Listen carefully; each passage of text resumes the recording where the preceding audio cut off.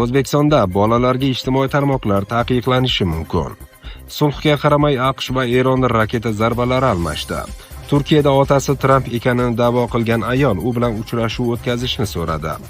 Isroilning alohida ittifoqchilik maqomi endi kafolatlanmagan. Boshlagan ishimizni oxiriga yetkazamiz. Tramp Eronga yana tahdid qildi. Endi esa batafsil. O'zbekistonda bolalarga ijtimoiy tarmoqlar taqiqlanishi mumkin.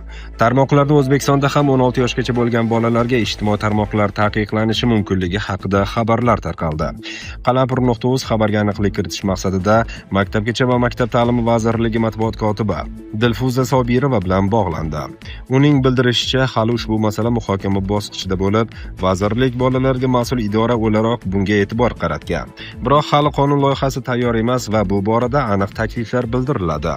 Ma'lum bo'lishicha, mazkur masala yuzasidan vazirlik deputatlar va senatorlar bilan ham muhokama o'tkazgan. Tegishli qonun loyihasi ishlab chiqilib, jamoatchilik muhokamasiga qo'yiladi. Ma'lumot uchun, bolalar uchun ijtimoiy tarmoqlardan foydalanishni to'liq taqiqlash tizimini ilk bor 2025-yilning dekabrida Avstraliya joriy etgandi. Xuddi shunday choralar hozirda bir qator Yevropa mamlakatlarida, jumladan Fransiya, Ispaniya va Daniyada ham ko'rib chiqilmoqda. Kanada va Turkiya ham ijtimoiy tarmoqlardan foydalanishni cheklash rejalashtirmoqda. 15-iyun kuni esa Buyuk Britaniya 16 yoshdan kichik bolalar uchun ijtimoiy tarmoqlardan foydalanishni to'liq taqiqlashini e'lon qildi. Sulhga qaramay AQSh va Eron raketa zarbalari almashdi. AQSh Eronga yangi raketa zarbalari berdi. Eron ham javob qaytardi. Bu haqda har ikki mamlakat harbiy idoralari xabar qildi. AQSh markaziy qo'mondonligi bayonotida aytilishicha, ushbu zarbalar Eronning Hormuz bo'g'ozidagi tijorat kemalari qatnoviga qarshi davom etayotgan agressiyasi, xususan ikki savdo kemasiga uyushtirilgan dron hujumlariga javob bo'lgan. Qo'shma Shtatlar bayonotiga ko'ra, harbiy kuzatuv obyektlari, havo hujumidan mudofaa tizimi va dronlar omborlari zarbalar nishoniga aylangan. Eronga o't ochishni to'xtatish to'g'risidagi kelishuvni bajarish imkoniyati berilganda, biroq u buni qilmaslikni lozim topdi, deyiladi bayonotda. Harbiylarning bildirishicha, Hormuz bo'g'ozi orqali tijorat kemalarining harakati davom etmoqda. Ba'zan telefoningizning quvvati siznikidan uzoqroqqa yetib qoladimi? Umumiy holsizlik va energiya yetishmayaptimi? Tez-tez peshob, tahorat buzilishidan aziyat chekmoqdamisiz? Zaiflik yoki yallig'lanish sizni qiynayaptimi? Unda ko'plab erkaklar tanlayotgan Vulkan haqida o'ylab ko'ring. Erkaklar salomatligini qo'llab-quvvatlash uchun mo'ljallangan mahsulot.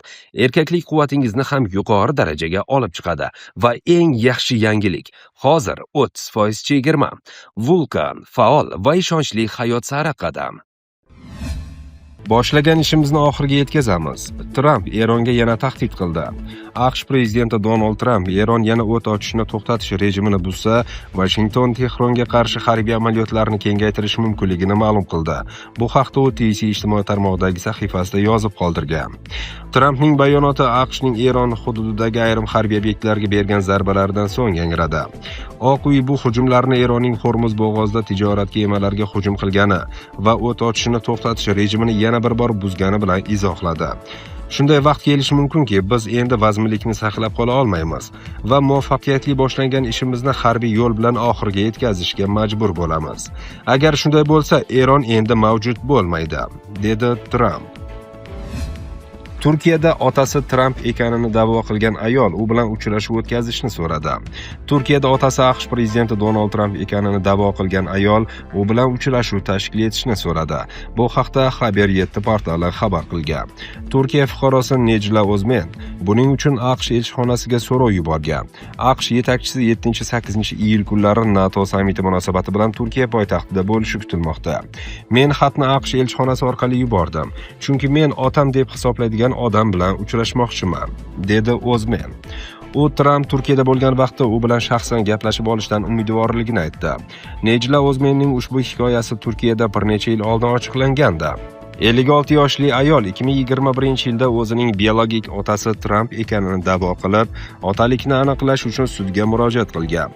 O'zbekning so'zlariga ko'ra, onasi u tug'ilishidan oldin amerikalik tadbirkor bilan chet elda bo'lganida tanishganini aytgan.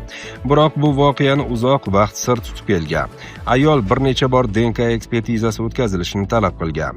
U hech qanday moddiy maqsadlarni ko'zlamasligi, faqat o'zi kelib chiqishini aniqlash va Tramp bilan uchrashishni xohlayotganini aytgan. Shu bilan birga ayol o'z da'volarini tasdiqlovchi hech qanday dalil taqdim etmagan. Trampning o'zi va uning vakillari bu bayonotlarga ommaviy ravishda munosabat bildirmagan. Turkiya sudlari esa o'zmen versiyasini tasdiqlovchi biror bir qaror qabul qilmagan. Isroilning alohida ittifoqchilik maqomi endi kafolatlanmagan. AQSh vitse-prezidenti J.D. Vance Isroilning alohida ittifoqchilik maqomi endi kafolatlanmaganini ma'lum qildi. Politico nashrining yozishicha, ushbu bayonot Isroil tomonidan AQSh-Eron tinchlik bitimi tanqid qilinishiga javoban yangragan. Vance Isroil xalqaro yakunlanib qolish holatida ekanini, amerikalik saylovchilar, ayniqsa yosh respublikachilar orasida unga bo'lgan munosabatning o'zgarishi yangicha yondashuvni talab qilayotganini ta'kidladi. Vitse-prezident Donald Tramp ayni damda butun dunyoda Isroilga xayrixohlik bildirayotgan yagona davlat rahbari bo'lib qolayotganini qo'shimcha qilgan. Shu bilan birga nashrning qayd etishicha, Tramp Isroil bosh vaziri Benyamin Netanyahuning Erondagi harbiy harakatlarni kuchaytirish haqidagi iltimoslaridan norozi va u harbiy operatsiyalarga haddan tashqari berilib ketmoqda. Munosabatlar sovishi fonida Netanyahu Vashingtonga tashriflari va Qo'shma Shtatlar rahbariyati bilan telefon orqali muloqotlari sonini sezilarli darajada kamaytirgan.